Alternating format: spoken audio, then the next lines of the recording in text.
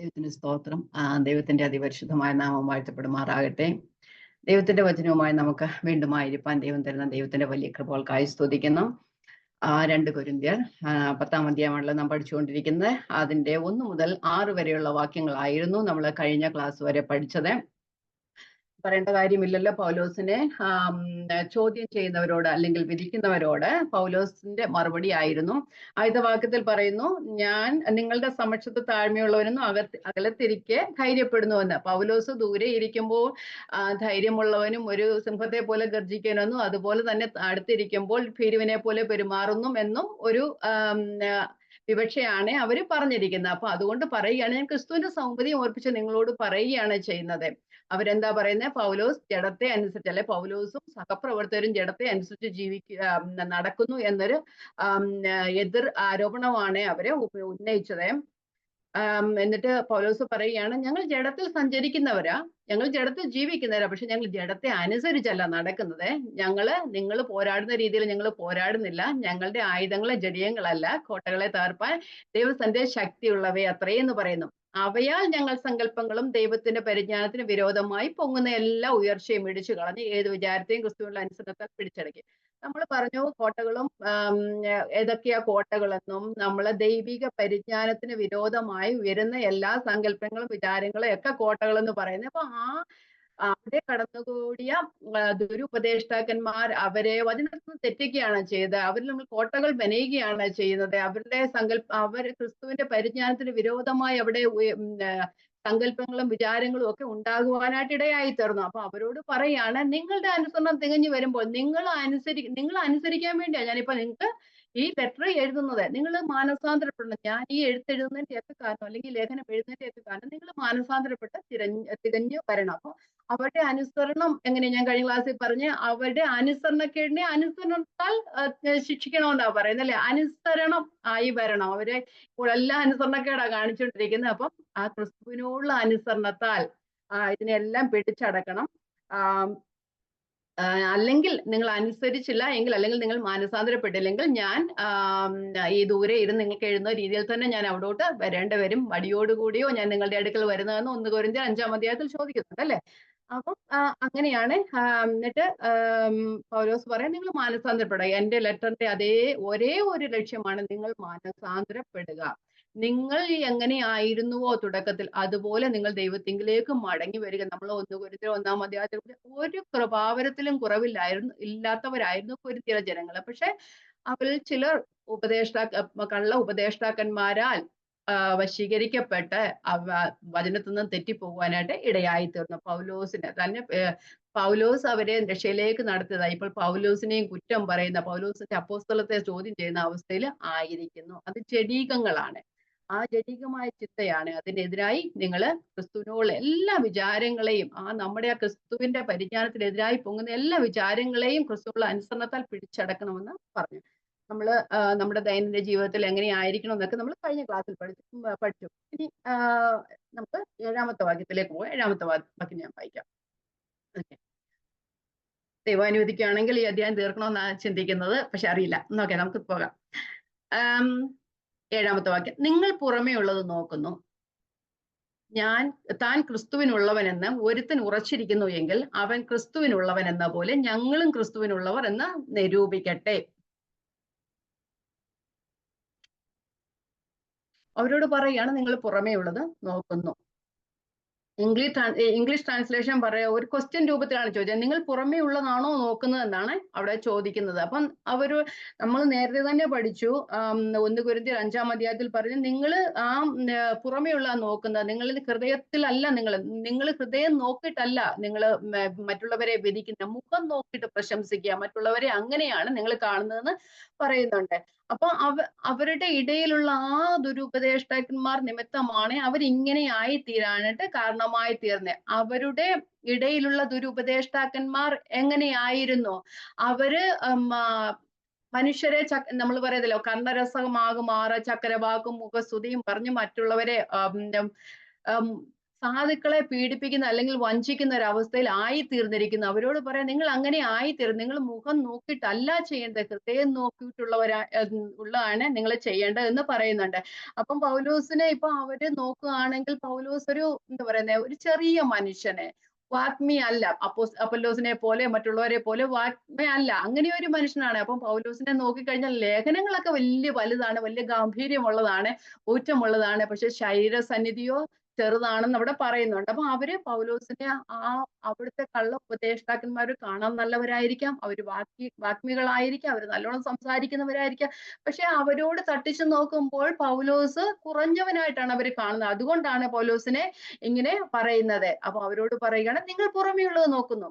പിന്നെ പറയുന്നു, താൻ ക്രിസ്തുവിനുള്ളവനെന്ന് ഒരുത്തിന് ഉറച്ചിരിക്കുന്നുവെങ്കിൽ അവൻ ക്രിസ്തുവിനുള്ളവൻ എന്ന പോലെ ഞങ്ങളും ക്രിസ്തുവിനുള്ളവർ എന്ന് ചിന്തിക്കട്ടെ, നിരൂപിക്കട്ടെ എന്ന് പറയുന്നു. പൗലോസ് പറയാം, നിങ്ങൾ നിങ്ങളെ തന്നെ ഒന്ന് നോക്കുക, നിങ്ങളുടെ അകത്തോട്ടൊന്ന് നോക്കുക. നിങ്ങൾ ആർക്കുള്ളവരാ? നിങ്ങൾ ഈ ഉപദേഷ്ടാക്കന്മാർക്കുള്ളവരാണോ? അല്ല. നമ്മൾ ആ 1 കൊരിന്ത്യർ 1-ാം അധ്യായത്തിൽ നമ്മൾ ഇങ്ങനെ പഠിച്ചായിരുന്നു.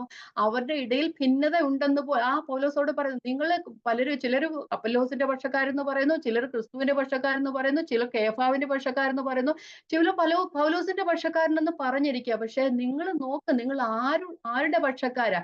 നിങ്ങൾ ക്രിസ്തുവിനുണ്ട പക്ഷക്കാർ, അല്ലെ ക്രിസ്തുവിനുള്ളവർ എന്ന് നിങ്ങൾ ചിന്തിക്കുന്നുവെങ്കിൽ ഞങ്ങളെ അങ്ങനെ തന്നെ കരുതട്ടെ എന്നാണ് പറയുന്നത്. അപ്പൊ നമ്മൾ എല്ലാവരും വേറെ ആരുടെയും പക്ഷക്കാരല്ല, നമ്മൾ ഈ ലോകത്തിന്റെ ആരുടെയും പക്ഷക്കാരല്ല, നാം ക്രിസ്തുവിന്റെ പക്ഷക്കാരാണ് എന്ന് പറയുന്നത്. നിങ്ങൾ പുറമേ ഉള്ളതല്ല നോക്കുന്നത്, എല്ലാം ക്രിസ്തുവിൽ നമ്മൾ എല്ലാവരും ഒന്നാണ് എന്നാണ് അവിടെ പറയുന്നത്. അപ്പം അവിടെ ആ നുഴഞ്ഞു വന്ന് കയറിയ അവര് കള്ള അപ്പോസ്തലന്മാരെന്ന പൗലോസ് തന്നെ പറഞ്ഞിരിക്കുന്നു. നമുക്ക് 2 കൊരിന്ത്യർ 11-ാം അധ്യായത്തിൽ ഇങ്ങനെ പറയുന്നുണ്ട്. നമുക്ക് വായിക്കാം, 11:13.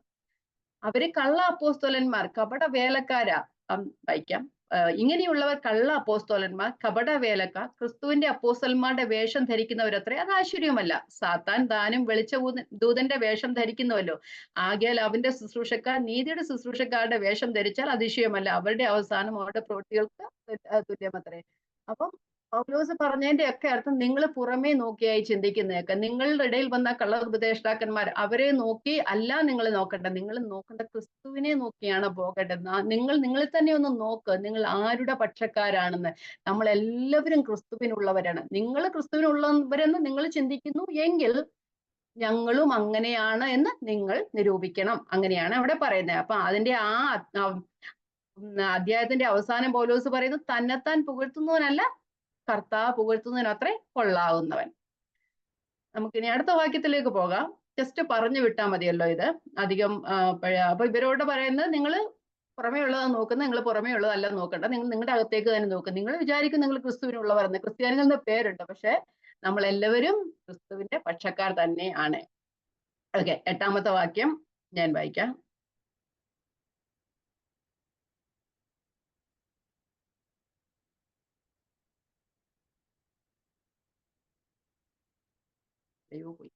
ഓക്കെ, നിങ്ങളെ ഇടിച്ചു കളവാനല്ല പണിവാൻ അത്രേ കർത്താവ് ഞങ്ങൾക്ക് തന്ന അധികാരത്തെക്കുറിച്ച് ഒന്ന് അധികം പ്രശംസിച്ചാലും ഞാൻ ലജ്ജിച്ചു പോകയില്ല.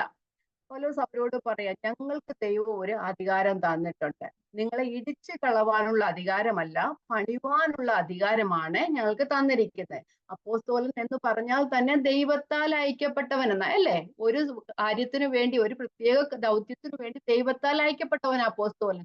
അപ്പം പൗലോസ് പറയാം, ഞങ്ങൾ ദൈവം അയച്ചവരാണ്, ഞങ്ങൾക്ക് ദൈവം ഒരു അധികാരം തന്നിട്ടുണ്ട്. എന്ത് അധികാരമാണ് കൊടുത്തിരിക്കുന്നത്? ഇടിച്ചു കളവാനല്ല പണിവാൻ അത്രേ കർത്താവ് ഞങ്ങൾക്ക് തന്ന അധികാരത്തെ കുറിച്ച് ഒന്നും അധികം പ്രശംസിച്ചാലും ഞാൻ ലജ്ജിച്ചു പോകുന്നില്ല.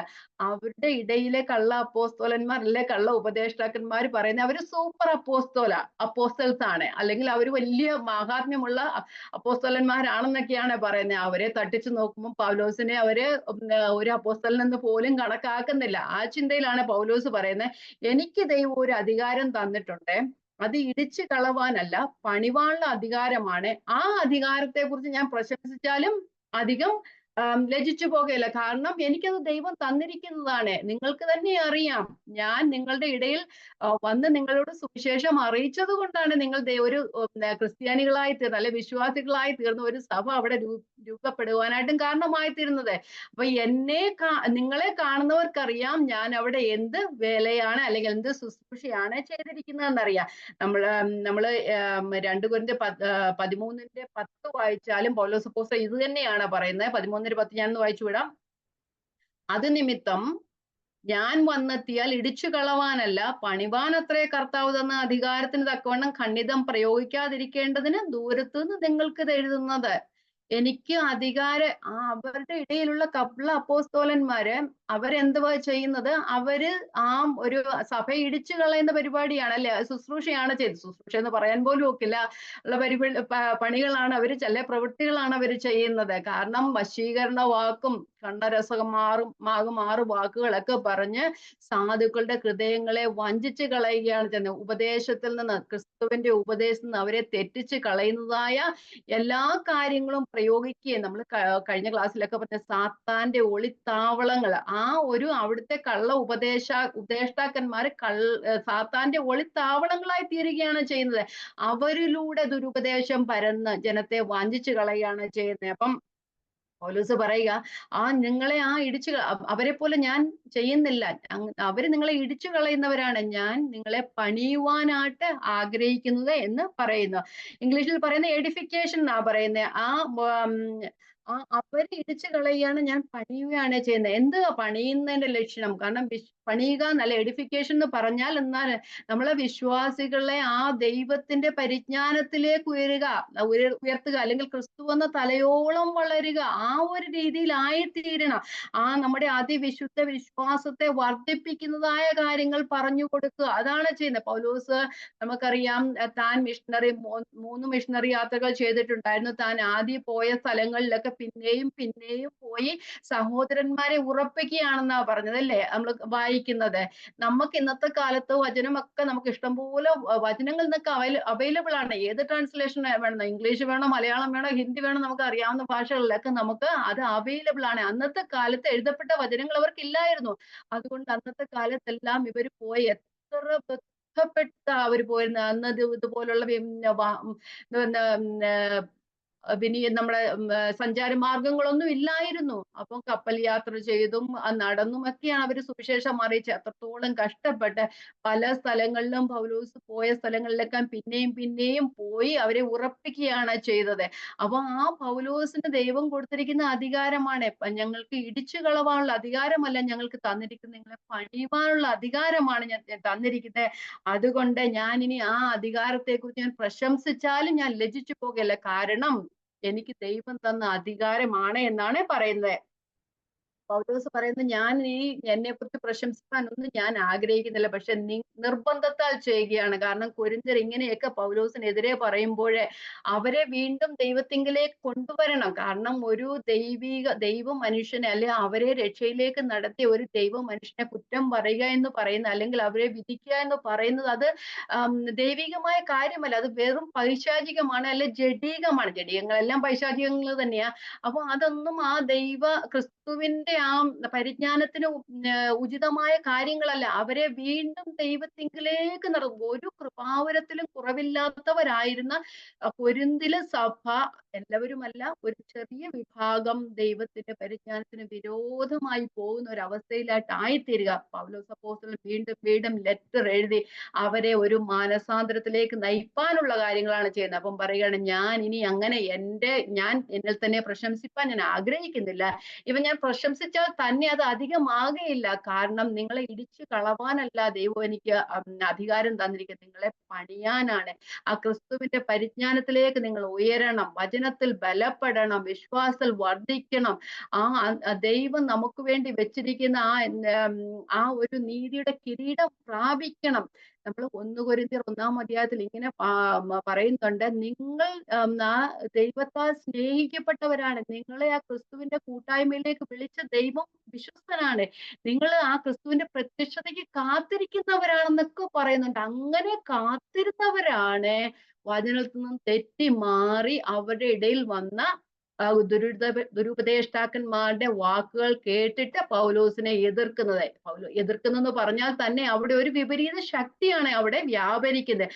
അതിൽ നിന്നൊക്കെ മാറി ദൈവികമായ പരിജ്ഞാനത്തിലേക്ക് ഉയരണം എന്ന ചിന്ത മാത്രമേ പൗലോസിന് അവിടെ ഉണ്ട്. അപ്പം ദൈവ ശുശ്രൂഷക്കാർ ആരും, സത്യസുവിശേഷക്കാർ ആരും സഭയെ ഇടിക്കുന്നവരല്ല, സഭയെ പണിയുന്നവരാണ്. സാത്താനും അവന്റെ ദൂതന്മാരുമാണ് സഭയെ ഇടിച്ചു കളയുന്നത്. എങ്ങനെയാണ്? കർണരസമാകുമാറ് കാര്യങ്ങൾ പ്രയോഗിച്ചാണ് അവരെ ഇടിച്ചു കളയുന്നത്. തീമോഥെയോസിന്റെ ലേഖനത്തില് പൗലോസ് അപ്പോസ്തലൻ പറയുന്നുണ്ട്, അന്ത്യകാലത്തിന്റെ ലക്ഷണങ്ങൾ എങ്ങനെയായിരിക്കുമെന്ന് പറയുന്നുണ്ട്. നമുക്കൊന്ന് വായിച്ചു പോകാം. നമ്മൾ സ്ഥിരം വായിക്കുന്ന കാര്യമാണ്. 2 തീമോഥെയോസ് 3:1 മുതലുള്ള വാക്യങ്ങൾ. 2 തീമോഥെയോസ് 3:1 മുതലുള്ള കാര്യങ്ങൾ. ഇക്കാലത്ത് നമുക്ക് അനേകം കാണുവാനായിട്ട് കഴിയും. സത്യവചനം സംസാരിക്കുന്നവർ വിരളമാണ്. അനേകം ആൾക്കാർ ദൈവത്തിങ്കിൽ നിന്നും മനുഷ്യനെ ഏതു വിധേനയും മാറ്റിക്കളയാമെന്നുള്ള ചിന്തയിലേക്ക് ആയിത്തീരുകയാണ് ചെയ്യുന്നത്. അവരുടെ ഉപദേശങ്ങൾ കേൾക്കാൻ അനേകം ആളുകൾ തടിച്ചു കൂടുന്ന ഒരവസ്ഥയാണ് അല്ലെ. നമുക്കൊന്ന് വായിക്കാം. 2 തീമോഥെയോസ് 3:1 മുതലുള്ള വാക്യങ്ങൾ ശ്രദ്ധിച്ചു കേട്ടാ മതി. അന്ത്യകാലത്ത് ദുർഘട സമയങ്ങൾ വരുമെന്നറിയുക. മനുഷ്യർ സ്വസ്നേഹികളും ദ്രവ്യാഗ്രഹികളും വമ്പ് പറയുന്നവരും അഹങ്കാരികളും ദൂഷകന്മാരും അമ്മയപ്പന്മാരെ അനുസരിക്കാത്തവരും നന്ദി കെട്ടവരും അശുദ്ധരും വാത്സര്യമില്ലാത്തവരും ഇണങ്ങാത്തവരും ഏഷണിക്കാരും അജിതേന്ദ്രന്മാരും ഉഗ്രന്മാരും സൽഗുണദ്വേഷികളും ദ്രോഹികളും ധാർഷ്ട്യക്കാരും നിഗളികളുമായി ദൈവപ്രിയമില്ലാതെ ഭോഗപ്രിയരായി ഭക്തിയുടെ വേഷം ധരിച്ചു അതിന്റെ ശക്തിയെ ത്യജിക്കുന്നവരുമായിരിക്കും അവരെ വിട്ടൊഴിയുക. ഈ കാലത്തിലെല്ലാം നമുക്ക് കാണുവാൻ കഴിയുന്ന ഇതല്ല അല്ലെ. ഭക്തിയുടെ വേഷം ധരിച്ച് അതിന്റെ ശക്തിയെ ത്യജിച്ചു കളയുന്നവരായിരിക്കും. അങ്ങനെയുള്ളവരെ വിട്ടൊഴിയുക, അവരിൽ നിന്ന് അകന്നു മാറുക. സത്യ ഉപദേശം എന്താണെന്ന് മനസ്സിലാക്കുക. ഞാൻ എപ്പോഴും പറയുന്നത് പോലെ നമുക്ക് ദൈവം വചനം എഴുതി തന്നിട്ടുണ്ട്. പൗലോസ് തെസ്സലോനിക്കയില് ബെരോവയിൽ പ്രസംഗിച്ച സമയത്ത് അല്ലെങ്കിൽ വചനം പഠിപ്പിച്ച സമയത്ത് അവരെന്തുവാ ചെയ്തത്? ബെരോവയിലുള്ളവ ഇവൻ പൗലോസ് പ്രസംഗിച്ച സമയത്ത് പോലും അത് ശരി തന്നെയോ എന്ന് തിരുവഴുത്ത് അവര് വീണ്ടും വീണ്ടും നോക്കുന്ന ഒരവസ്ഥയിലായിരുന്നു. അവരെ ഉത്തമന്മാരെന്നാ പൗലോസ് പറയുന്നത് അല്ലെ. ആ പൗലോസ് സംസാരിക്കുന്ന സമയത്ത് പോലും അത് ശരിയാണോ എന്ന് നോക്കുന്ന ഒരു അനുഭവം ഉണ്ടായിരുന്നു അന്ന് വിശ്വാസികൾക്ക്. നമ്മുടെ കയ്യിൽ ദൈവം, അന്ന് വചനം ഒന്നും അവർക്ക് എഴുതിയില്ല. ആദ്യത്തെ അവർക്കുണ്ടായിരുന്ന വചനം പഴയ നിയമമായിരുന്നു. എന്നിട്ടും അവര് അത് തിരഞ്ഞു നോക്കി അത് ശരിയാണോ എന്ന്. നമ്മുടെ കയ്യിൽ വചനമൊക്കെ എഴുതപ്പെടുന്നുണ്ട്. നമ്മളും നമ്മുടെ ചുറ്റും കാണുന്നതും കേൾക്കുന്നതും നമുക്കറിയാം. ഇപ്പം മീഡിയയിലൊക്കെ കൂടെ അനേകം വചനങ്ങൾ നമ്മൾ കേൾക്കുന്നവരാ. പക്ഷെ നമ്മള് ശ്രദ്ധിക്കണം, അത് ശരിയാണോ, അത് വചനത്തിനോട് കൂട്ടിച്ചേർന്ന് പോകാവുന്നതാണോ എന്ന്. വചനം നമ്മുടെ കയ്യിൽ എഴുതി തന്നില്ല. സത്യവചനം അറിഞ്ഞാൽ മാത്രമേ മിഥ്യ അല്ലെങ്കിൽ തെറ്റെന്താണെന്ന് മനസ്സിലാക്കുവാനായിട്ട് കഴിയത്തുള്ളൂ. നമുക്ക് 9-ാമത്തെ വാക്യത്തിലേക്ക് പോകാം. 9-ാമത്തെ വാക്യം. ഞാൻ ലേഖനങ്ങളെ കൊണ്ട് നിങ്ങളെ പേടിപ്പിക്കുന്നു എന്ന് തോന്നരുത്. അപ്പം പൗലോസിനോട് കുറിച്ച് പറയുന്നത് ലേഖനങ്ങളെ കുറിച്ച് കൊണ്ട് പേടിപ്പിക്കുകയാണ് അവർ. നമുക്കറിയാം പൗലോസ് കൊരിന്ത്യർക്ക് എഴുതിയ ലേഖനങ്ങളെല്ലാം നല്ല ഭയപ്പെടുന്ന ലേഖനങ്ങൾ തന്നെയല്ലേ. കഠിന വാക്കുകളാണ് ഉപയോഗിച്ചിരുന്നത്. സിവിയർ ലെറ്റർ ഉൾപ്പെടെയുള്ള കാര്യങ്ങൾ. 1 കൊരിന്ത്യർ 2 കൊരിന്ത്യർ ഇതുപോലുള്ള ലേഖനങ്ങൾ മറ്റു ലേഖനങ്ങളൊക്കെ അപേക്ഷിച്ച് നോക്കുമ്പോൾ ഭയങ്കരമായ കഠിന വാക്കുകളല്ലേ കൊരിന്ത്യർ ലേഖനത്തിലൊക്കെ ഉപയോഗിച്ചിരിക്കുന്നത്. കാരണം അവരുടെ ഇടയിലെ പ്രശ്നങ്ങൾ തന്നെയാണ് അവർക്ക് കാരണങ്ങൾ. നമ്മൾ കൊരിന്ത്യർ ലേഖനത്തെ കുറിച്ച് 1 കൊരിന്ത്യർ ലേഖനത്തെ കുറിച്ച് പറയുന്ന ഒരു എന്താ പറയുന്ന പ്രോബ്ലം ബുക്ക് ആയിരുന്നു അല്ലേ. അവരുടെ ഇടയിലുള്ള പ്രോബ്ലങ്ങൾക്കെല്ലാം മറുപടി പറയുന്നതായിരുന്നു. കാരണം അവരുടെ ഇടയിൽ ഈ പ്രോബ്ലങ്ങൾ സൃഷ്ടിച്ചത് കൊണ്ടാണ് അങ്ങനെ കഠിനമായ വാക്കുകൾ പൗലോസ് അപ്പോസ്തലൻ ഉപയോഗിക്കേണ്ടതായിട്ട് വന്നത്. അപ്പം പൗലോസ് അപ്പോസ്തലനെ കുറിച്ച് പറയുന്നത് ലേഖനങ്ങളെ കൊണ്ട് ഞങ്ങളെ പേടിപ്പിക്കുന്നു എന്നാണ്. അപ്പം പൗലോസ് പറയാ, നിങ്ങളെ കൊണ്ട് പേടിപ്പിക്കുകയല്ല, ദൈവം ഞങ്ങൾക്ക് തന്നൊരു അധികാരമുണ്ട്, ഇടിച്ചു കളവാനല്ല പണിവാനുള്ള അധികാരം. അതുകൊണ്ട് തന്നെയാണ് ഞാൻ ഇങ്ങനെ ലെറ്റർ എഴുതുന്നത് എന്ന് പറയുന്നത്. അപ്പം പൗലോസിനെ കുറിച്ച് അവര് നല്ല കാര്യങ്ങളൊന്നും അല്ല അവിടെ പറഞ്ഞിരുന്നത് അല്ലെ. അടുത്ത വാക്യത്തിലേക്ക് പോകാം. എങ്ങനെയാ പറയുന്നേ? ലേഖനങ്ങളെ കൊണ്ട് നിങ്ങളെ പേടിപ്പിക്കുന്നു എന്ന് തോന്നരുത്. 10-ാം വാക്യം.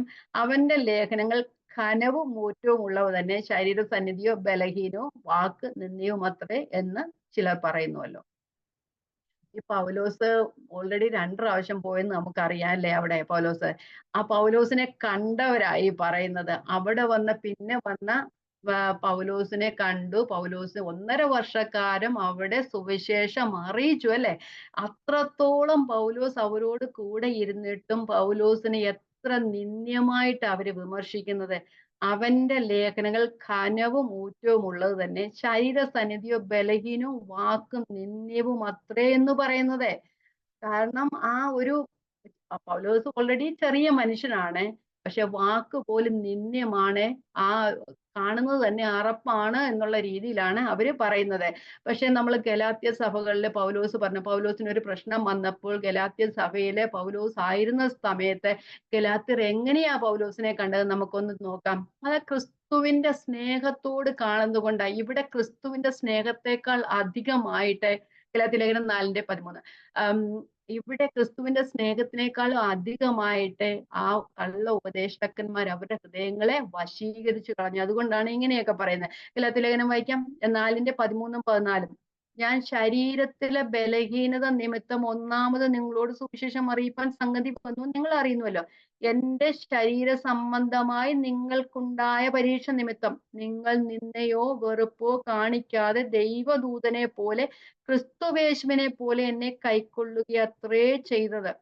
നിങ്ങളുടെ ഭാഗ്യപ്രശംസ എവിടെ? കഴിയുമെങ്കിൽ നിങ്ങളുടെ കണ്ണ് ചൂഴ്ന്നെടുത്ത് എനിക്ക് തരുമായിരുന്നു എന്നതിന് ഞാൻ സാക്ഷി. അപ്പം പൗലോസിന്റെ കണ്ണിന് എന്തോ പ്രശ്നമുണ്ടെന്നൊക്കെ നമുക്ക് കേട്ടിട്ടുമുണ്ട്. ഇവിടെ നമ്മൾ പറയുന്നുമുണ്ട്. എന്താണെന്ന് നമുക്ക് അറിയില്ല. എങ്കിൽ തന്നെയും പൗലോസ് അവിടെ ആയിരുന്ന സമയത്ത് അവരാൽ ശുശ്രൂഷ അനുഭവിക്കേണ്ട ഒരു അവസ്ഥയിലേക്ക് പൗലോസിനായി തീർന്ന് കാണും. കാരണം പറയുന്നുണ്ട്, എനിക്ക് ശരീര സംബന്ധമായി നിങ്ങൾക്കുണ്ടായ പരീക്ഷ നിമിത്തം എന്തെങ്കിലും കഠിനമായ പ്രശ്നങ്ങൾ ഉണ്ടായിരിക്കാം.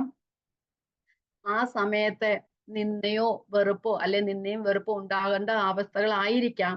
ആ സമയത്ത് പോലും നിന്ദയോ വെറുപ്പോ കാണിക്കാതെ ദൈവദൂതനെ പോലെ ക്രിസ്തുയേശുവിനെ പോലെ എന്നെ കൈക്കൊള്ളുകയത്രേ ചെയ്തതെന്ന് പറയുന്നത്. വേണമെങ്കിൽ നിങ്ങളുടെ കണ്ണ് പോലും എനിക്ക് തരുവാൻ നിങ്ങൾ തയ്യാറായിരുന്നു. ഒന്ന് ആലോചിച്ച് നോക്കിയേ. സ്വന്തം കണ്ണെടുത്ത് പൗലോസിന് കൊടുക്കാൻ തയ്യാറായിരുന്ന അവസ്ഥ. എന്തും വേണ്ടിയും കണ്ണെടുത്ത് കൊടുക്കുമെന്നല്ല, എന്ത് വേണമെങ്കിലും പൗലോസിന് വേണ്ടി ചെയ്യുവാൻ അവർ തയ്യാറായിരുന്നു അല്ലെ? ആ ക്രിസ്തുവിനെ പോലെ അല്ലെങ്കിൽ ഒരു ദൈവദൂതനെ പോലെ കണ്ട് ചെയ്തു എന്നാണ് നമുക്കവിടെ കാണുവാനായിട്ട് കഴിയുന്നത്. പക്ഷെ തിരിച്ചൊന്ന് നോക്കിയേ, കൊരിന്ത്യ സഭ ഗലാത്യയിൽ നിന്ന് എത്ര നാള് പൗലോസ് താമസിച്ചെന്നോ വചനം പഠിപ്പിച്ചെന്നോ നമുക്കറിയില്ല. പക്ഷേ വചനം പറയുന്ന കൊരിന്ത്യ സഭയിൽ അവര് കൊരിന്തില് 1.5 വർഷക്കാലം പൗലോസ് ശുശ്രൂഷ ചെയ്തു എന്നാണ് പറഞ്ഞത്. ഇങ്ങനെ തന്നോടുകൂടെ ഇരുന്ന പൗലോസിനെ ഇങ്ങനെയാണ് അവര് പറയുന്നത്. ലേഖനങ്ങളാൽ ഞങ്ങളെ പേടിപ്പിക്കുകയാണ്. ലേഖനങ്ങൾ എന്താ പറയുന്നെ, ഊറ്റമുള്ളവയാണ്, ഗംഭീരങ്ങളാണ്. പക്ഷെ ശരീരസന്നി ബലഹീനമാണ്, കണ്ടാൽ കൊള്ളത്തില്ല. അതല്ലേലും പൗലോസ് ഒരു ചെറിയ മനുഷ്യൻ തന്നെയാണ് അല്ലേ? അപ്പം നമ്മള് ദൈവവചനത്തെ 2 രീതിയിലാ ആൾക്കാര് കാണുന്നത്. നമുക്കത് അറിയാവുന്ന കാര്യമാ. വചനം അനുസരിക്കാൻ ആഗ്രഹിക്കുന്ന അതിനെ സ്വീകരിക്കുകയും അതിനെ അനുസരിക്കുകയും മാനസാന്തരത്തിലേക്ക് വരികയും ചെയ്യും. വചനത്തെ അനുസരിക്കാൻ താല്പര്യമില്ലാത്തവരാണ് നിന്ദിക്കുകയും എതിർക്കുകയും ഒക്കെ ചെയ്യുന്നത്. 2 തരത്തിലുള്ള ആൾക്കാരേ ഉള്ളൂ.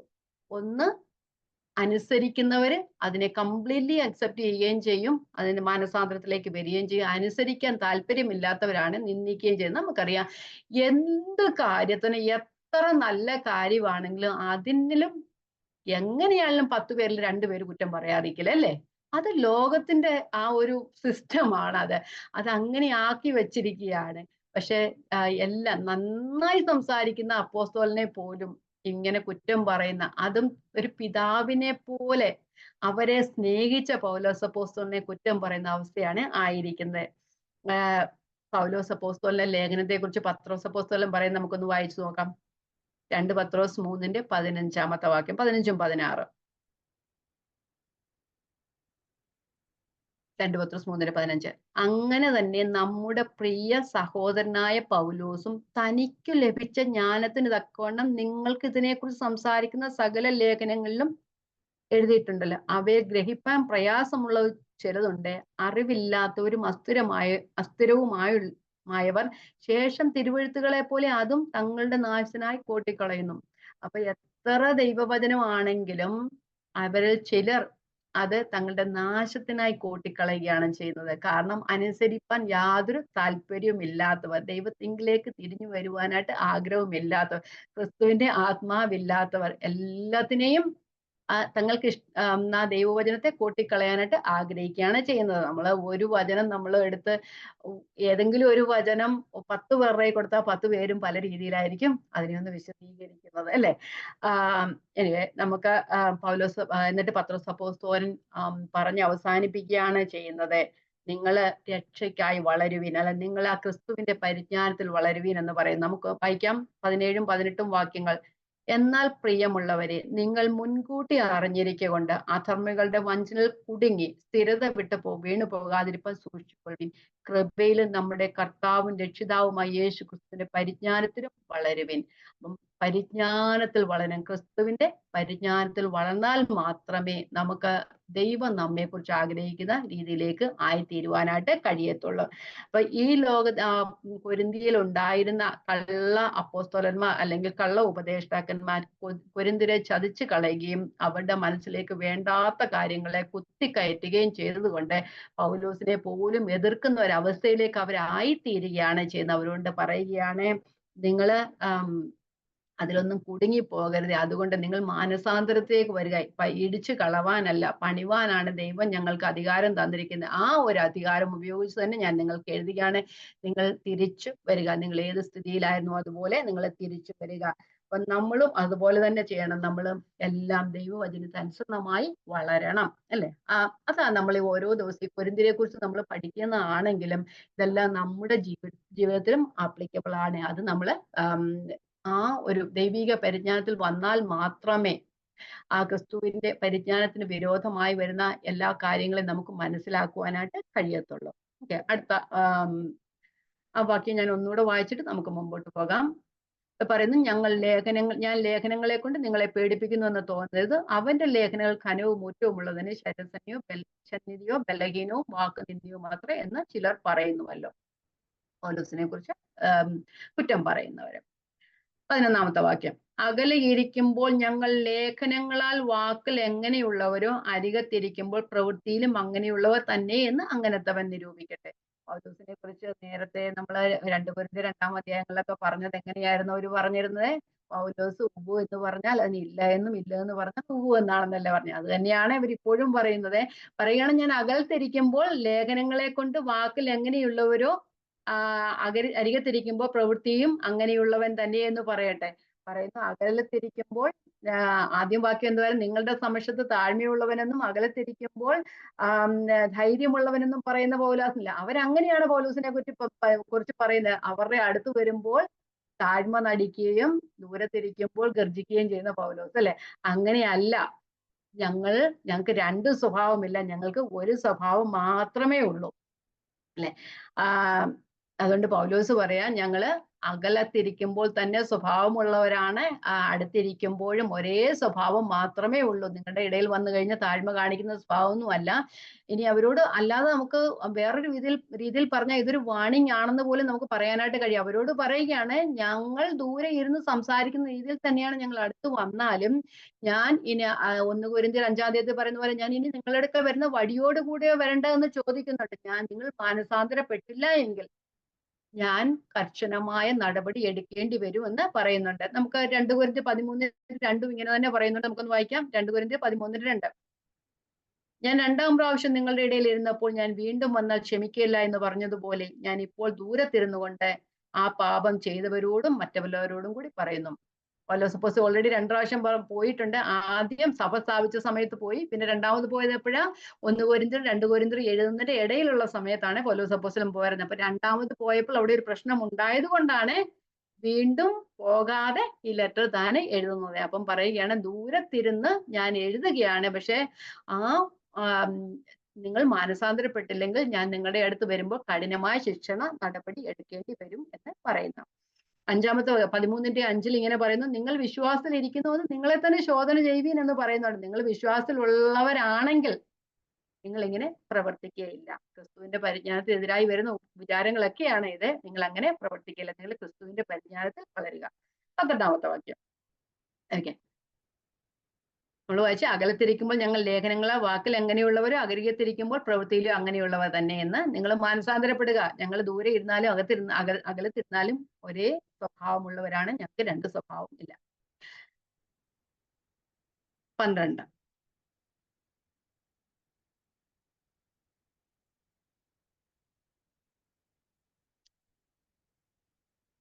തങ്ങളെ തന്നെ ശ്ലാഘിക്കുന്ന ചിലരോട് ഞങ്ങളെ തന്നെ ചേർത്തൊരുമിപ്പാനോ ഉപമിപ്പാനോ തുനിയുന്നില്ല. അവർ തങ്ങളാൽ തങ്ങളെ തന്നെ അളക്കുകയും തങ്ങളോട് തന്നെ തങ്ങളെ ഉപമിക്കുകയും ചെയ്യുന്നത് കൊണ്ട് തിരിച്ചറിവുള്ളവരല്ല. എന്നിട്ട് വായിക്കാം.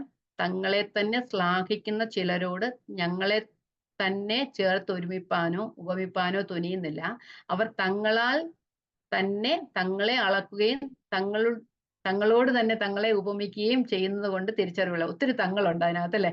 ഞാൻ POC ബൈബിള് വായിക്കാം.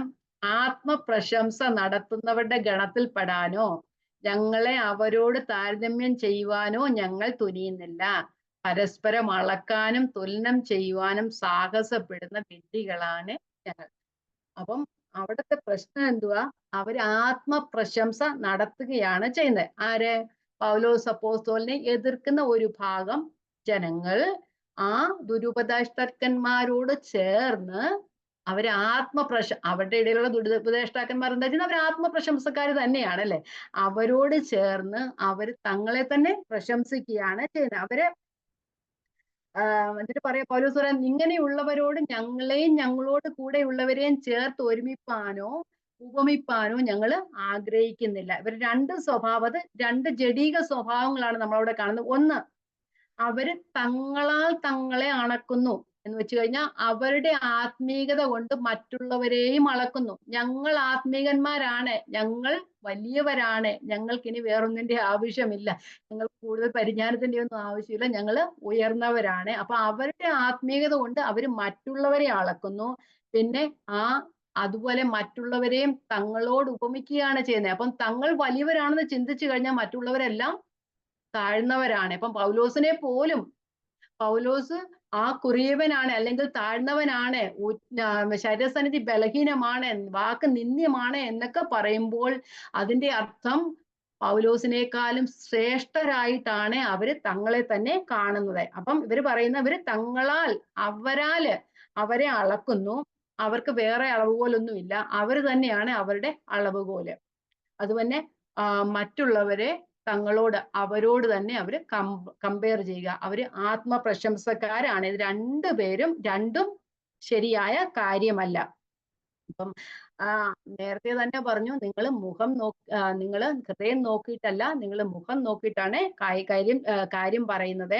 അതുകൊണ്ട് നമ്മൾ ദൈവത്തിന്റെ മക്കളെല്ലാം ദൈവികമായ രീതിയിലാണ് കാര്യങ്ങളെ കാണുന്നത്. നമ്മളുടെ അളവുകോൽ എന്താണ്? നമ്മളുടെ അളവുകോല് ക്രിസ്തുവാണ് അല്ലെ ദൈവവചനമാണ്. വചനത്തിന്റെ അടിസ്ഥാനത്തിലാണ് നാം എല്ലാവരെയും അളക്കുകയും ഒക്കെ നമ്മളെ തന്നെ അളക്കുന്നത്. നമ്മൾ മറ്റുള്ളവരെ അളക്കേണ്ട കാര്യമില്ല.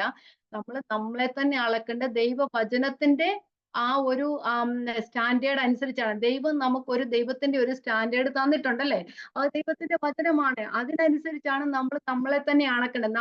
വചനം കണ്ണാടിയാണ് എന്ന് പറയുമ്പോൾ നമ്മൾ വചനത്തെ നോക്കിക്കാണുകയാണ് ചെയ്യുന്നത്. അപ്പൊ വചനം നാം വായിക്കുമ്പോൾ നമ്മളുടെ തെറ്റുകളെ ആരാ മനസ്സിലാക്കി തരുന്ന? വചനം നമുക്ക് മനസ്സിലാക്കി തരുമ്പോൾ നമ്മൾ തെറ്റുകളെ തിരുത്തുകയും ചെയ്യുന്നു അല്ലെ. ഇവിടെ അവരെ തന്നെ അങ്ങ് വലിയ ആൾക്കാരായിട്ട് കണക്കാക്കുമ്പോൾ മറ്റുള്ളവരെല്ലാം അവരുടെ കാഴ്ചയിൽ ചെറിയവരാണ്, അല്ലെങ്കിൽ വിശേഷത ഇല്ലാത്തവരാണ് എന്ന് പറയുന്നത്. അപ്പൊ നമ്മളുടെ അളവുകോൽ അങ്ങനെ ദൈവികമായ ദൈവമക്കളുടെ അളവുകോൽ അതല്ല, ദൈവത്തിന്റെ വചനമാണ് അളവുകോൽ. നമ്മൾ ആരോടാ നമ്മെ ഊഹിക്കേണ്ടത്?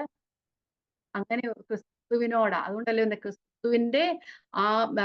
ക്രിസ്തുവിന്റെ തലയോളം വളരണമെന്നാ പറയുന്നത്. അപ്പൊ നമ്മളെ തന്നെ ക്രിസ്തുവിനോട് താരതമ്യപ്പെടുത്തുമ്പോൾ നമുക്ക് എന്താ മനസ്സിലാകുന്നത്?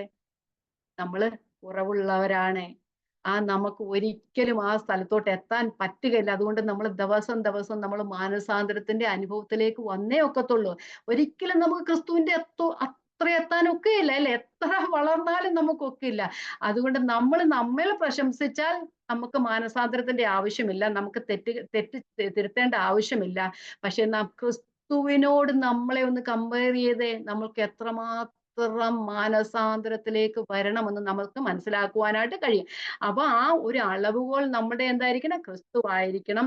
ക്രിസ്തുവിലേക്ക് വളരാൻ നമ്മെ സഹായിക്കുന്നതാണ് ദൈവവചനം. അപ്പം ക്രിസ്തു നമ്മള് മറ്റുള്ളവരെ അല്ല താരതമ്യപ്പെടുത്താൻ, നമ്മൾ ഈവൻ നമ്മളെ പഠിപ്പിക്കുന്ന ഭക്തന്മാരെ പോലും അല്ല നമ്മള് അളവുകോലാക്കേണ്ടത്. ദൈവത്തെയാണ്, അല്ലെ ക്രിസ്തുവിനെയാണ് നമ്മൾ അളവുകോലാക്കേണ്ടത്. ആ ദൈവവചനമാണ് നമ്മെ ക്രിസ്തുവിലേക്ക് വളരുവാൻ പ്രാപ്തരാക്കി തീർക്കുന്നത്. ഇവിടെ അവരുടെ അളവുകൾ തങ്ങൾ തന്നെ ആണെങ്കില്, അല്ലെ അവര് ആരെ തങ്ങളോട് തന്നെ ഉപമിക്കുന്ന പറയുന്നത്. അപ്പൊ അവർക്ക് പിന്നെ തിരുത്തേണ്ട ആവശ്യമില്ല. അവര് ഏറ്റവും വലിയവരാണ്. അവർക്ക് പിന്നെ ഒന്നും മാനസാന്തരപ്പെടേണ്ട കാര്യവുമില്ല. പക്ഷെ നേരെ മറിച്ച് ക്രിസ്തുവാണ് നമ്മുടെ അളവുകോലെങ്കിൽ നമ്മൾ ദിവസം പ്രതി മാനസാന്തരം വന്നുകൊണ്ടേയിരിക്കണം, അല്ലേ?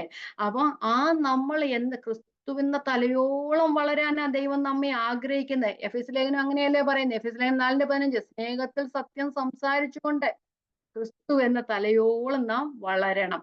അങ്ങനെയാണ് ദൈവം നമ്മെ നമ്മളെ എന്തിനു വേണ്ടിയിട്ടാ ദൈവം വിളിച്ചത്? ദൈവമക്കളാക്കി തീർത്ത് എന്തിനു വേണ്ടിയിട്ടാ? ദൈവത്തോട് കൂടെ ഇരിക്കാനാ, അല്ലെ? പുത്രന്റെ സ്വരൂപത്തോട് അനുരൂപരാകാനാ ദൈവം നമ്മെ വിളിച്ചേക്കുന്നത്. എങ്ങനെയല്ലേ? എഫെസ്യ ലേഖനം 1:4 എങ്ങനെയാ പറയുന്നേ? നാം തന്റെ സന്നിധിയിൽ വിശുദ്ധരും നിഷ്കളങ്കരും ആകേണ്ടതിന്, നമുക്കറിയാവുന്ന വാക്യല്ലേ? 1:4, 5, 6.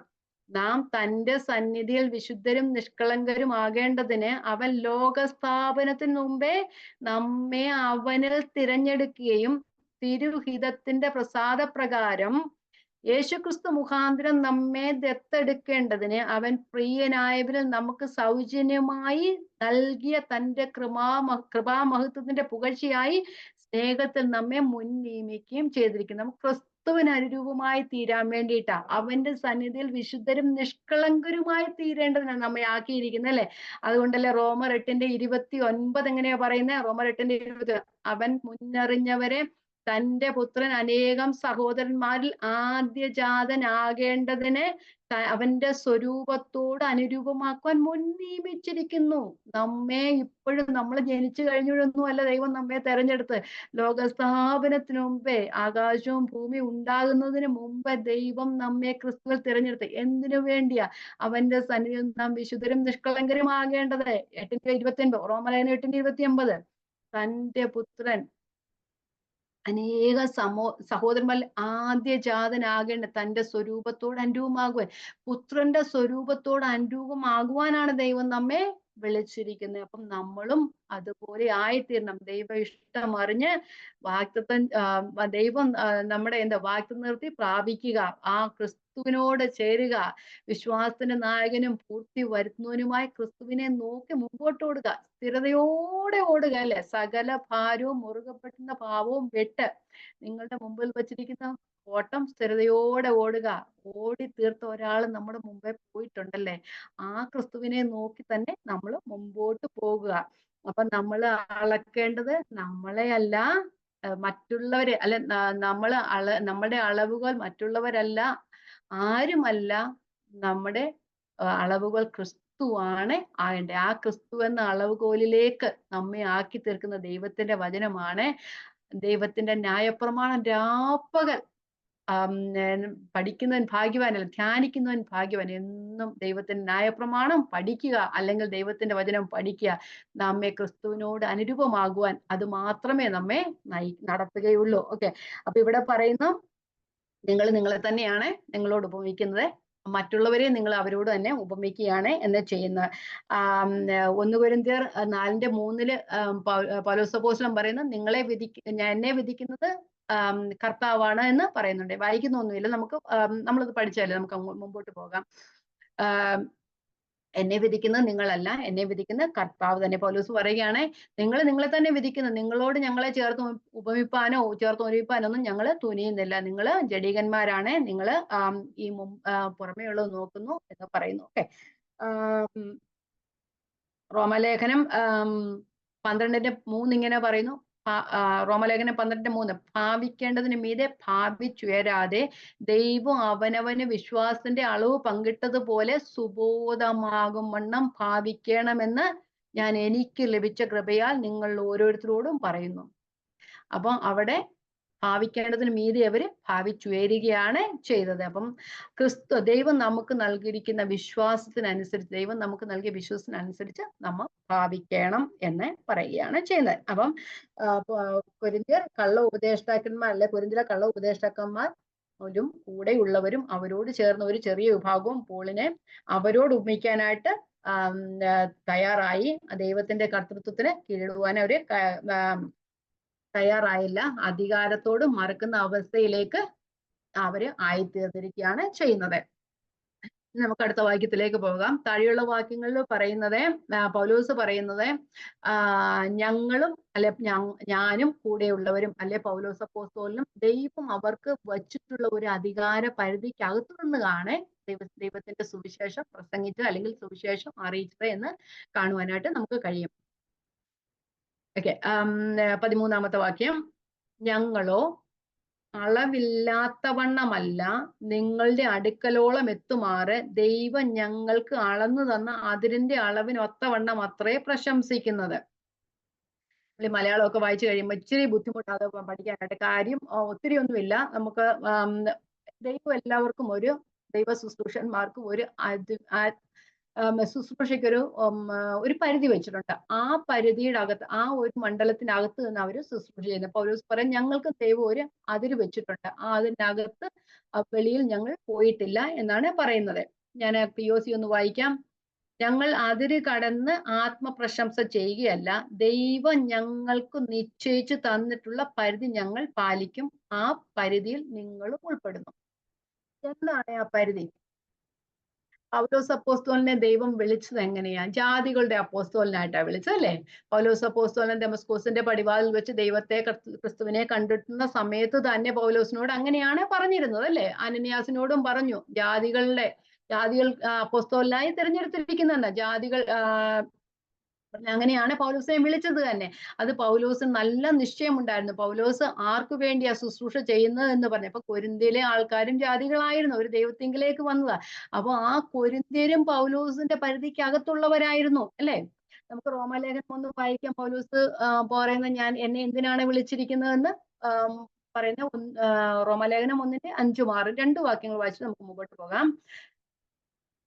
5-6 ഇവിടെ പറയുന്നുണ്ട്, സകല ജാതികളുടെ ഇടയിൽ ഞാൻ ആദ്യം മുതൽ വായിക്കാം. ജഡം സംബന്ധിച്ച് ദാവീദിന്റെ സന്തതിയിൽ നിന്ന് ജനിക്കുകയും മരിച്ചിട്ട് ഉയർത്തെഴുന്നേൽക്കെ വിശുദ്ധിയുടെ ആത്മാവ് സംബന്ധിച്ച് ദൈവപുത്രൻ എന്ന ശക്തിയോടെ നിർണ്ണയിക്കപ്പെടുകയും ചെയ്തിരിക്കുന്നതിനാലല്ലോ ഞങ്ങൾ അവന്റെ നാമത്തിനായി സകല ജാതികളുടെ ഇടയിൽ വിശ്വാസനുസരണം വരുത്തേണ്ട കൃപയും അപ്പോസ്തലത്വവും പ്രാപിച്ചത്. ജാതികളുടെ അപ്പോസ്തലനായിട്ടാണ് പൗലോസിനെ തിരഞ്ഞെടുത്തത് ദൈവം, അല്ലെ? റോമാലേഖനം 11:13 ഇങ്ങനെ പറഞ്ഞു, ഞാൻ ജാതികളുടെ അപ്പോസ്തലനായിരിക്കുന്നു എന്ന് പറയുന്നുണ്ട്. അപ്പം പൗലോസിന് അറിയാം പൗലോസിനെ എവിടേക്കാ വിളിച്ചിരിക്കുന്നത്. ദൈവം തനിക്കൊരു പരിധി വെച്ചിട്ടുണ്ട്, അതിനകത്ത് നിന്നാണ് താൻ സുവിശേഷം അറിയിക്കുന്നത്. അപ്പൊ ഇവിടെ എന്താ സംഭവിച്ചത്? പൗലോസ് ജാതികളുടെ ഇടയിലേക്ക് സുവിശേഷം അറിയിക്കുവാനായിട്ട് പൗലോസിനെ വിളിച്ചു. ഇവിടെ കൊരിന്ത്യർ ഉൾപ്പെട്ട സമൂഹം പൗലോസിന്റെ പരിധിക്കകത്തുള്ളവരായിരുന്നു, അല്ലെ? ആ ദൈവം വെച്ചിരിക്കുന്ന പരിധിക്കകത്തുള്ളവരായിരുന്നു. ഇവിടെ ആ പരിധിയിലേക്ക് ആരാ കടന്നുകൂടിയിരിക്കുന്നത്? കൊരിന്ത്യർ കടന്നു വന്ന കള്ള അപ്പോസ്തലന്മാരല്ലേ, ദുരുപദേഷ്ടാക്കന്മാര്, യഹൂദിയിൽ നിന്നുള്ള ജുഡായിസേഴ്സ് ആണെന്നാണ് പറയപ്പെടുന്നത്. പലരും കൂടുതൽ ആൾക്കാരും പറയുന്ന യഹൂദന്മാര് തന്നെയാണ്, യെരുശലേമിൽ നിന്ന് വന്ന യഹൂദന്മാർ ആണ് അവിടെ കള്ള ഉപദേശങ്ങളൊക്കെ അവരെ പഠിപ്പിച്ചത് എന്ന് നമുക്ക് കാണുവാനായിട്ട് കഴിയും. അതുപോലെ തന്നെ ഗലാത്യ ലേഖനത്തിൽ നമ്മൾ ഇത് തന്നെയാണ് കാണുന്നത്. അവിടെയും ജുഡായിസേഴ്സ് അല്ലെങ്കിൽ യഹൂദന്മാരാണ് അവിടെ കയറി വന്നിട്ട് എന്താ ഒരു പഠിപ്പിച്ചത്? പൗലോസ് പറഞ്ഞു രക്ഷയ്ക്ക് വിശ്വാസം മാത്രം മതിയെന്ന് പറഞ്ഞപ്പോൾ അവർ പറയുന്നത് അല്ല, രക്ഷയ്ക്ക് വിശ്വാസം മാത്രം, ക്രിസ്തുവിലെ വിശ്വാസം മാത്രമല്ല, വേറെ കുറച്ചുകൂടെ കാര്യങ്ങളൊക്കെ വേണം, പരിച്ഛേദന വേണം, അങ്ങനെയുള്ള കുറെ കാര്യങ്ങളും കൂടെ, ന്യായപ്രമാണത്തിലുള്ള ചില കാര്യങ്ങളൂടെ വേണമെന്നാണ് അവരോട് പറയുന്നത്. നമുക്ക് അവിടെ ഒന്ന് വായിച്ചു പോകാം. ഗലാത്യ ലേഖനം 1:6-7. ഇവിടെയും അത് തന്നെയാണ് സംഭവിച്ചിരിക്കുന്നത്. അവര് കള്ള ഉപദേശങ്ങൾ പ്രചരിപ്പിക്കുകയാണ് ചെയ്തത്. വായിക്കാം. ഗലാത്യർ 1:6. ക്രിസ്തുവിന്റെ കൃപയാൽ നിങ്ങളെ വിളിച്ചവനെ വിട്ട് നിങ്ങൾ ഇത്ര വേഗത്തിൽ വേറൊരു സുവിശേഷത്തിലേക്ക് മറിയുന്നത് കൊണ്ട് ഞാൻ ആശ്ചര്യപ്പെടുന്നു. അത് വേറൊരു സുവിശേഷം എന്നല്ല, ചിലർ നിങ്ങളെ കലക്കി ക്രിസ്തുവിന്റെ സുവിശേഷം മറിച്ചു കളവാൻ ഇച്ഛിക്കുന്നു. എന്നാൽ ഞങ്ങൾ നിങ്ങളോട് അറിയിച്ചതിന് വിപരീതമായി ഞങ്ങളാകട്ടെ സ്വർഗ്ഗത്തു നിന്നൊരു ദൂതനാകട്ടെ നിങ്ങളോട് സുവിശേഷം അറിയിച്ച് അവൻ ശപിക്കപ്പെട്ടവൻ. ഞങ്ങൾ മുൻ പറഞ്ഞതുപോലെ ഞാൻ ഇപ്പോൾ പിന്നെയും പറയുന്നു, നിങ്ങൾ കൈക്കൊണ്ട സുവിശേഷത്തിന് വിപരീതമായി ആരെങ്കിലും നിങ്ങളോട് സുവിശേഷം അറിയിച്ചാൽ അവർ ശപിക്കപ്പെട്ടവൻ. ഇതുപോലെ തന്നെ 11-ാം അധ്യായത്തിലും പൗലോസ് അപ്പോസ്തലൻ പറയുന്നു, നിങ്ങൾ വേറൊരു സുവിശേഷമാണ്. ഞങ്ങൾ പറഞ്ഞ സുവിശേഷമല്ല നിങ്ങൾ കരുതുക. അപ്പൊ നിങ്ങളൊരു വേറൊരു യേശുവിനെയാണ് അവർ പ്രസംഗിച്ചത്, അല്ലെങ്കിൽ വേറൊരു സുവിശേഷമാണ് പ്രസംഗിച്ചത്, വേറൊരു ആത്മാവിനെയാണ് പ്രസംഗിച്ചത് എന്ന് അവരോട് പറയുന്നുണ്ട്. അപ്പം ആ പൗലോസിന് വെച്ചിരുന്ന ഒരു പരിധിയുണ്ട്. അതിലേക്ക് ഈ കള്ള ഉപദേഷ്ടാക്കന്മാർ കയറി വരികയാണ് ചെയ്യുന്നത്. അപ്പം പൗലോസ് പറയും, ഞങ്ങൾ അളവില്ലാത്തവണ്ണമല്ല, ദൈവം ഞങ്ങൾക്ക് തന്നിരിക്കുന്ന ആ പരിധിക്കകത്തു നിന്നാണ് ഞാൻ നിങ്ങളോട് സുവിശേഷം അറിയിക്കുന്നത് എന്ന് പറയുന്നുണ്ട്. എന്നിട്ട് 15ഉം 16ഉം വാക്യങ്ങൾ നമ്മൾ വായിച്ച അവിടെ പറയുന്നുണ്ട്, നിങ്ങള് ആ നിങ്ങളുടെ നിങ്ങൾ ദൈവം എനിക്ക് തന്ന അതിഥി പരിധിക്കകത്ത് നിന്ന് ഞാൻ പ്രവർത്തിച്ചാൽ, അത് നിങ്ങൾ എന്നെ അനുവദിച്ചാൽ ഇനിയും നിങ്ങൾ ഫലം കായ്ക്കാനായിട്ട് ഇടയായി തീരുമെന്ന് പറയുന്നുണ്ട്. നമുക്ക് വായിക്കാം 15ഉം 16ഉം. ഞങ്ങൾ മറ്റുള്ളവരുടെ പ്രയത്നഫലം കൈവശമാക്കി അളവില്ലാതെ പ്രശംസിക്കുമെന്നല്ല, നിങ്ങളുടെ വിശ്വാസം വർദ്ധിച്ചാൽ ഞങ്ങളുടെ അതിരിനകത്ത് നിങ്ങളുടെ ഇടയിൽ അത്യന്തം വലുതായ ഫലം പ്രാപിപ്പാനും മറ്റൊരുത്തിന്റെ അതിരിനകത്ത് സാധിച്ചതിൽ പ്രശംസിക്കാതെ നിങ്ങൾക്ക് അപ്പുറത്തുള്ള ദിക്കുകളോളം സുവിശേഷം പ്രസംഗിപ്പാനും കഴിയും.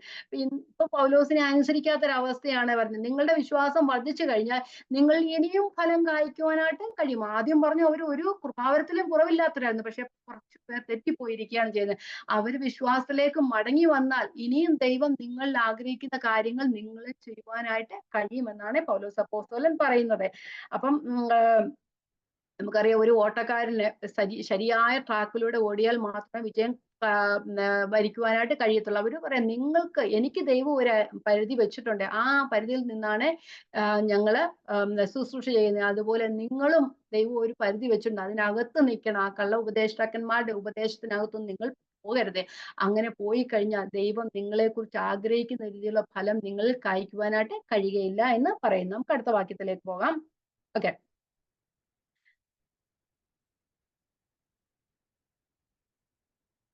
ഞങ്ങൾ നിങ്ങളുടെ അടുക്കലോളം എത്താതെ അതിർ കടന്നു പോകുന്നു എന്നല്ല.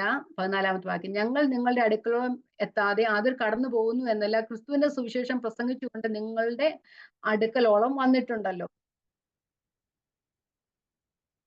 COC ട്രാൻസ്ലേഷൻ, നിങ്ങളുടെ അടുത്ത് എത്തിയിട്ടില്ലാത്തവരെ പോലെ കൈ എത്തിപ്പിടിപ്പാൻ ഉദ്യമിക്കുകയല്ല, ക്രിസ്തുവിന്റെ സുവിശേഷമായി ഞങ്ങൾ നിങ്ങളുടെ അടുത്ത് വന്നുകൊള്ളു.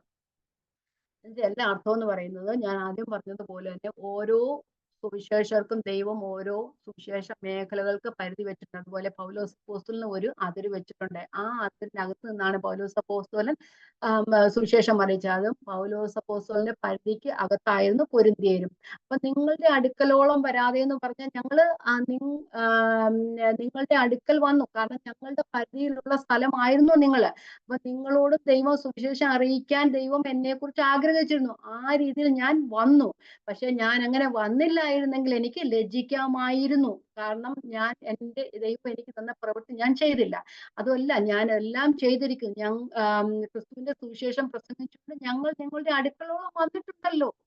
അങ്ങനെ പൗലോസ് അപ്പോസ്തലൻ കൊരിന്ത്യയിൽ വന്നതുകൊണ്ടാണല്ലോ, ജാതികളായ കൊരിന്ത്യയിൽ വന്നതുകൊണ്ടാണല്ലോ കൊരിന്ത്യയിൽ ഒരു വിഗ്രഹങ്ങളെ ആരാധിച്ചു കൊണ്ടിരുന്ന, അല്ലെ ദുഷ്പ്രവൃത്തിയിലും മറ്റു വ്യാജ കാര്യങ്ങളിലൊക്കെ ഏർപ്പെട്ടിരുന്ന ഒരു വലിയൊരു ജനത്തെ ക്രിസ്തുവിലേക്ക് നയിക്കുവാൻ കാരണമാക്കി തരുന്ന പൗലോസിന്റെ സുവിശേഷഘോഷണം അല്ലെ. അപ്പം പൗലോസ് അപ്പോസ്തലൻ ദൈവം വെച്ചിരുന്ന ഒരു സഭയായിരുന്നു, അല്ലെങ്കിൽ തന്റെ ശുശ്രൂഷയായിരുന്നു കൊരിന്ത്യയിൽ, തനിക്ക് വേണ്ടി വെച്ചിരുന്ന ഒരു ശുശ്രൂഷയായിരുന്നു കൊരിന്ത്യയിലെ ശുശ്രൂഷ എന്നത്. അപ്പൊ അവരോട് പറയുകയാണ്, ക്രിസ്തുവിന്റെ സുവിശേഷം പ്രസംഗിച്ചുകൊണ്ട് ഞങ്ങൾ നിങ്ങളുടെ അടുക്കം വന്നു. ഞങ്ങളുടെ അതിര് ദൈവം വെച്ചിരിക്കുന്ന സ്ഥലത്ത്, ആ പരിധിയിലെല്ലാം ഞങ്ങൾ വന്നു. ഞങ്ങൾക്ക് തന്നിരിക്കുന്ന സ്ഥലത്തെല്ലാം ഞങ്ങൾ സുവിശേഷവുമായി പോയി എന്നാണ് അതിന്റെ അർത്ഥം. പൗലോസ് പറയുന്നത്, ഞാൻ നട്ടു, അപ്പൊല്ലോസ് നനച്ചു, ദൈവം അത്രേ വളരുമാറാക്കിയത്. കാരണം ദൈവം തനിക്ക് തന്നിരിക്കുന്ന ആ നടുവാനുള്ള പദവിയാണ് ദൈവം തന്നിരിക്കുന്നത്. അത് താൻ ചെയ്തു. അതുപോലെ തന്നെ ഇവിടെ പറയുന്നത്, ഞങ്ങൾ നിങ്ങളുടെ അടുക്കൽ നിങ്ങളുടെ വഴിയെ വന്നിട്ട് നിങ്ങളോട് സുവിശേഷം പറയുക ഞങ്ങൾ പോയിട്ടില്ലല്ലോ. ഞങ്ങളെ ദൈവം ഏൽപ്പിച്ച പണി അല്ലെ പ്രവൃത്തി ഞങ്ങൾ ചെയ്തു. നിങ്ങളുടെ അടുത്ത് വന്ന് സുവിശേഷം അറിയിച്ചു എന്നാണ് പറയുന്നത്. അതുകൊണ്ട് പൗലോസ് പറയുന്നത്, ഞാൻ ക്രിസ്തുവിന് വേണ്ടി ഞാൻ ചെയ്ത ആ ഒരു സുവിശേഷത്തെക്കുറിച്ചും ശുശ്രൂഷയെക്കുറിച്ച് മാത്രമേ ഞാൻ പ്രശംസിക്കുകയുള്ളൂ. അതുപോലെ മറ്റുള്ളവരുടെ അതിരിനകത്ത് ഞാൻ കടക്കുകയും ഇല്ല. ഇവിടെ പൗലോസ് അപ്പോസ്തലന് ദൈവം വെച്ചിട്ടുള്ള അതിരിനകത്ത് അല്ലെ ആ പരിധിക്കകത്ത് ആരാ കടന്നത്? ജുഡായിസേഴ്സ് അല്ലെങ്കിൽ യഹൂദന്മാർ അല്ലെങ്കിൽ അവിടുത്തെ ഉപദേഷ്ടാക്കന്മാർ ആ പരിധിക്കകത്ത് കയറിയിരിക്കുകയാണ് ചെയ്യുന്നത്. പൗലോസ് അപ്പോസ്തലൻ പറഞ്ഞു, ഞാൻ മറ്റുള്ളവരുടെ അധികാരത്തിൽ അല്ലെ ആ ഒരു അടിസ്ഥാനത്തിന്മേൽ ഒന്നും പണിയുവാനായിട്ട് ആഗ്രഹിക്കുന്നില്ല. അത് റോമാലേഖനത്തിലും പൗലോസ് അപ്പോസ്തലൻ പറയുന്നുണ്ട്. ദൈവം എനിക്ക് വെച്ചിട്ടുള്ള ആ അതിരിനകത്ത് മാത്രമേ ഞാൻ പ്രവർത്തിക്കുന്നുള്ളൂ. പൗലോസ് അപ്പോസ്തലൻ തന്റെ ആ ഒരു ശുശ്രൂഷയെ കുറിച്ച് നല്ലൊരു ബോധ്യം ഉണ്ടായിരുന്നു.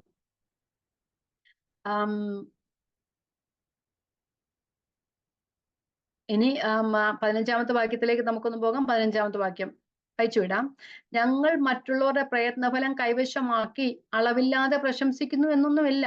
നിങ്ങളുടെ വിശ്വാസം വർദ്ധിച്ച നിങ്ങളുടെ അതിനകത്ത് നിങ്ങളുടെ ഇടയിൽ അത്യന്തം ഫലം പ്രാപിപ്പാനും മറ്റൊരുത്തിന്റെ അതിനകത്ത് സാധിച്ചതിൽ പ്രശംസിക്കാതെ നിങ്ങൾക്കപ്പുറത്ര ദിക്കുകളോളം സുവിശേഷം പ്രസംഗിക്കാനും അത്രേ ആശിക്കുന്നു. അപ്പം പൗലോസ് പറയാ, ഞങ്ങള് നിങ്ങളുടെ അടുത്ത് വന്നത് ഞങ്ങളുടെ അതിര് കടന്നൊന്നും അല്ല വന്നേ, ദൈവം ഞങ്ങൾക്ക് വെച്ചിരിക്കുന്ന ആ ശുശ്രൂഷ മുഖത്തിൽ വന്നാണ് നിങ്ങളോട് സംസാരിച്ചത് എന്ന് പറയുന്നുണ്ട്. നിങ്ങളുടെ വിശ്വാസം ഇനി വർദ്ധിച്ചു കഴിഞ്ഞാൽ ഇനി നിങ്ങളിലും ഫലം കായ്ക്കുവാനായിട്ട് കഴിയും എന്നാണ് പറയുന്നത്. റോമാലേഖനത്തിൽ താൻ പറയുന്നത്, ഞാൻ മറ്റൊരുത്തന്റെ അടിസ്ഥാനത്തിന്മേൽ ഞാൻ ഒട്ടും പണിയുന്നില്ല എന്ന് നമുക്ക് കാണുവാനായിട്ട് കഴിയും. നമുക്കൊന്ന് വായിക്കാം. റോമാലേഖനം 15-17 മുതലുള്ള വാക്യങ്ങൾ വായിച്ചു വിടാം. ഓക്കെ. ക്രിസ്തുയേശുവിൽ എനിക്ക് ദൈവസംബന്ധമായ പ്രശംസയുണ്ട്. ക്രിസ്തു ഞാൻ മുഖാന്തരം ജാതികളുടെ അനുസരണത്തിനായിട്ട് വചനത്താലും പ്രവൃത്തിയാലും അടയാളങ്ങളുടെയും അത്ഭുതങ്ങളുടെയും ശക്തി കൊണ്ട് പരിശുദ്ധാത്മാവിന്റെ ശക്തി കൊണ്ടും പ്രവർത്തിച്ചു മാത്രമല്ലാതെ മറ്റൊന്നും മിണ്ടുവാൻ ഞാൻ തുനിയുന്നില്ല. അങ്ങനെ ഞാൻ യെരൂശലേം മുതൽ ഇല്യൂര്യ ദേശത്തോളം ചുറ്റി സഞ്ചരിച്ച് ക്രിസ്തുവിന്റെ സുവിശേഷ ഘോഷണം പൂരിപ്പിക്കുന്നു. 20-ാമത്തെ വാക്യം. ഞാൻ മറ്റൊരുവന്റെ അടിസ്ഥാനത്തിന് പണിയാതിരിക്കേണ്ടതിന് ക്രിസ്തുവിന്റെ നാമം അറിഞ്ഞിട്ടുള്ള ഇടത്തിലല്ല അവനെ കുറിച്ച് അറിവ് കിട്ടിയിട്ടില്ലാത്തവർ കാണും, കേട്ടിട്ടില്ലാത്തവർ ഗ്രഹിക്കും എന്ന് എഴുതിയിരിക്കുന്നത് പോലെ അത്ര സുവിശേഷം അറിയിക്കാൻ. അപ്പൊ ഞാൻ ഒരിക്കലും മറ്റുള്ളവന്റെ അടിസ്ഥാനത്തിന്മേൽ പണിയുന്നില്ല. പൗലോസ് നമുക്കറിയാം, പൗലോസ് സുവിശേഷം അറിഞ്ഞ ഇല്ലത്തല്ല എപ്പോഴും പോയിട്ടുള്ള.